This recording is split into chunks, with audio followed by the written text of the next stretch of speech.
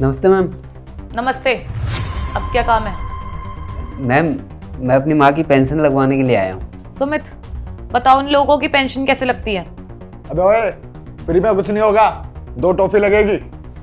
लगता है मैडम को मीठा बहुत पसंद है। अरे मैडम, टॉफी की क्या बात है, हम आपको मिठाई खिलाएंगे। ये तो पूरी गवार है। अबे गवाह है क्या? टॉफी का मतलब है 20,000 रुपए। मैडम, अगर हमारे पास 20,000 रुपए होते तो हम पेंशन लगवाने क्यों आते? सुमित, भगाओ इन लोगों को। ओए, समझ नहीं आ रहा क्या तेरे को? पैसे होंगे तो काम होगा, वरना निकल यहाँ से। पर साहब हमारी बात। अबे ओए, ये पर कुछ नहीं, तेरे को तेरी माँ को धक्के मार के निकालूंगा। निकल।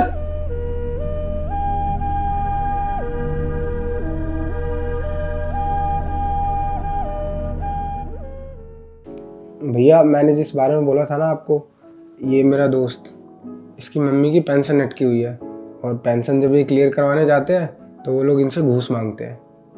हाँ भैया, वो घूस मांगते हैं हमसे, बोलते हैं कि 20,000 रुपये दोगे तो ये तुम्हारी मम्मी की पेंशन लगेगी, नहीं तो नहीं लगेगी। हम बहुत गरीब हैं, हम कहाँ से ला के दें उनको 20,000 रुपये। तुम निश्चिंत रहो, ऐसे लोगों ने दीमक की तरह हमारे सिस्टम को खोखला करके रख दिया है, लेकिन इन लोगों को बख्शा नहीं जाएगा। तुम एक काम करना, कल मेरे साथ चलना उनके ऑफिस। मैं अपनी आइडेंटिटी हाइड करके चलूँगा, उन्हें पता ही नहीं लगने दूंगा कि मेरी रैंक क्या है, और उसके बाद मैं उन्हें ऐसा सबक सिखाऊंगा कि वो अपनी पूरी ज़िंदगी भर उस सबक को याद रखेंगे। थैंक यू सो मच भैया। थैंक्स की कोई बात नहीं, ये तो मेरा फ़र्ज़ है। मयंक, तुम्हारा दोस्त पहली बार घर पर आया है, उसके लिए चाय नाश्ते का प्रबंध करो। ठीक है भैया, तू बैठ बच्चा। नमस्ते मैम। तू फिर आ गया? सुमित यार, से भगा, मेरे तो सर में दर्द हो गया इन्हें देख देख के। अबे ओए, समझ नहीं आ रहा क्या तेरे को? जूता मार के भगाऊंगा। निकल यहाँ से। मैडम ने जो बात बोली है तेरे को समझ नहीं आ रही? सर, आप तो बेफालतू में गुस्सा कर रहे हैं। मैं इनका बड़ा भाई हूँ, इनके साथ आया हूँ। अगर तू बड़ा भाई है तो तू ही समझा कि पेंशन लगाने के 20,000 रुपये लगेंगे। तो मुझे शक्ल से थोड़ा पढ़ा लिखा भी लग रहा है, समझा इन्हें। 20,000 रुपये? लेकिन मैडम, ये तो रिश्वत है और रिश्वत लेना गलत है। आप रिश्वत नहीं ले सकते। अबे ओए, इनकी वकालत करने आया क्या? हाँ, लेते हम रिश्वत। और लेते भी रहेंगे। क्या कर लेगा? मैं क्या कर सकता हूँ? सब कुछ रिकॉर्ड हो रहा था जो आप लोगों ने बोला है, और अब मैं आप लोगों को छोड़ूंगा नहीं। सर, कौन है आप?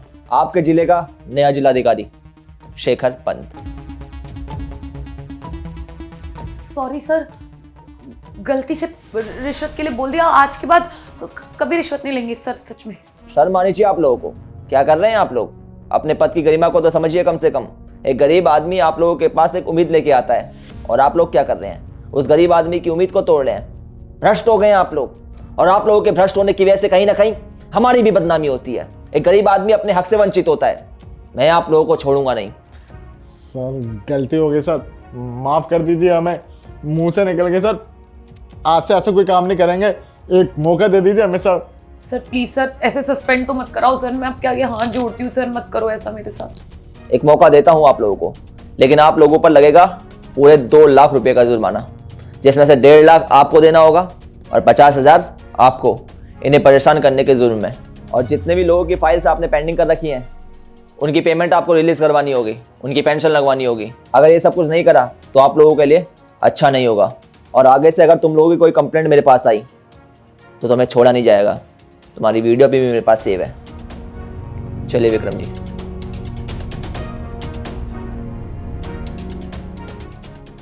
अच्छा मैम साहब, दरवाजा बंद कर लो।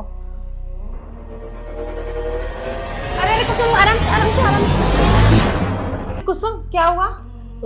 कुछ नहीं मैम साहब, थोड़ा चक्कर आ गया। तुम चलो मेरे साथ अंदर चलो। नहीं मैम साहब, मुझे भी काम करने जाना है। अरे ऐसी हालत में काम करने जाओगी? तुम्हारी तबीयत देखी है तुमने? नहीं मैम साहब, उनके घर में मेहमान होने वाले हैं, तो मुझे जाना पड़ेगा, नहीं तो वो लोग मुझे काम से निकाल देंगे। अरे कोई काम से नहीं निकालेंगे, तुम उठो।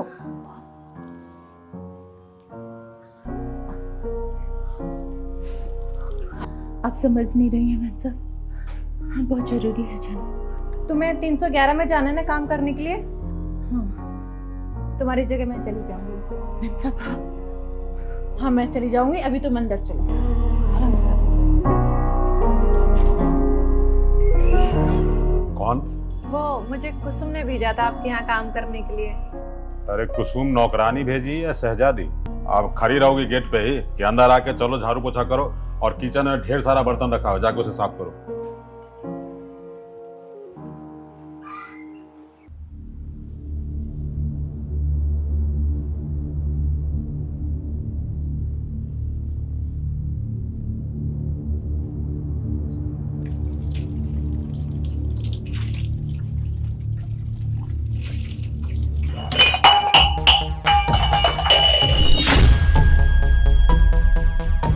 क्या कर रही तू? हाँ, मैं देख रहा हूं कि तू जब से आई है तुझे काम करने में बिल्कुल अंग नहीं लगता। अरे ना तू साफ सफाई ठीक से की, अब किचन में तू बर्तन भी ऐसे धो रही है कि तोड़ के ही सत्यानाश कर देगी। एक काम कर, चल तू निकल, मुझे नहीं जरूरत है तेरे जैसे नौकरानी की। चल जा। सॉरी साहब। देख, चुपचाप यहां से निकल जा और जा कुसुम को भेज दे। जा।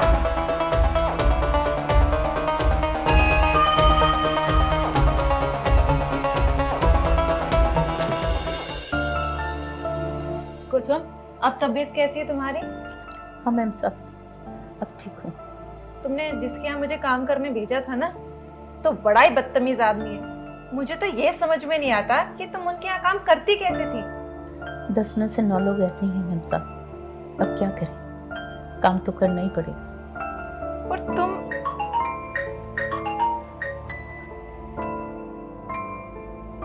अरे कुसुम, जी मालिक। तू कैसी काम वाली को भेजी है? तू खुद तो काम चोर है ही और काम चोर को ही भेज दी मेरे यहाँ काम करने के लिए।